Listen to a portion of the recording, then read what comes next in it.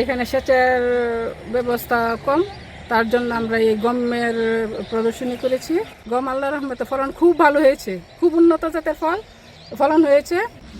আমি এইবার প্রথম গম করছি। গমের জাত হইল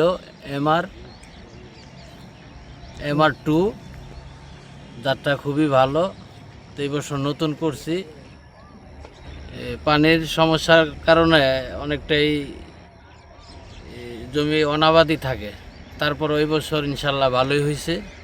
নবীনগর উপজেলায় এই বছর আমাদের প্রায় 55 হেক্টর জমিতে গমের আবাদ বৃদ্ধি পেয়েছে। তার মধ্যে ইব্রাহিমপুর একটি অন্যতম একটি ইউনিয়ন, এখানে প্রায় 25 হেক্টরের মতো গম আবাদ বৃদ্ধি পেয়েছে। এখানে আমাদের পার্টনার প্রকল্পের আওতায় আমরা একটি প্রদর্শনী দিয়েছি। এটি হচ্ছে WMRI-2 জাতটি। এই মাটি কিন্তু আগে কখনো গম আবাদ হতো না, দীর্ঘদিন পরে প্রায় ওনাদের ভাষ্য মতে 2 যুগের মতো সময় পরে হচ্ছে গম আবাদ হচ্ছে। এবং যেহেতু লেটেস্ট জাত, এই জাতের বীজ রাখার জন্য আমরা পার্টনার প্রকল্পের মাধ্যমে ওদেরকে 8টি ড্রাম দিয়েছি। আশা করি যেহেতু এই মাঠে পানির ইরিগেশনের সমস্যা, পানির সমস্যার কারণে বুরু ধান করতে পারে না, এখানে নর্মালি ওরা ভুট্টা করে, সরিষা করে, আর অল্প কিছু ধান অথবা করে। কিন্তু এই মাঠটিতে একটি পটেনশিয়াল মাঠ গম আবাদ বৃদ্ধি করার জন্য। এখন গমের বাজার দরও ভালো এবং আমাদের খাদ্যাভ্যাসে আমরা এখন মোটামুটি অন্ততপক্ষে একবেলা আমরা কিন্তু গমের চাহিদা তৈরি করতে পেরেছি।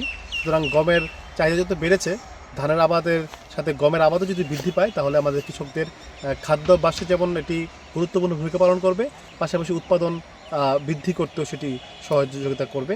এবং এই মাঠের মতো এরকম নবীনগরে আরও অনেক মাঠ আছে। তা আমি নবীনগরের কৃষকদেরকে উদাত্ত আহ্বান জানাবো, আপনারা যেই সমস্ত মাঠে পানির সমস্যা, সেচের সমস্যা, ওই মাঠগুলোতে আপনারা গম আবাদ করতে পারেন। আমাদের কৃষকদের কাছে আমরা বীজ তৈরি রাখার জন্য আমরা আমাদের যে উপসহকারী কৃষি কর্মকর্তাবৃন্দ আছে তাদের মাধ্যমে আমরা চেষ্টা করছি। আশা করি আপনারা বীজের যেই ক্রাইসিস সেটি অনুভব করবেন না।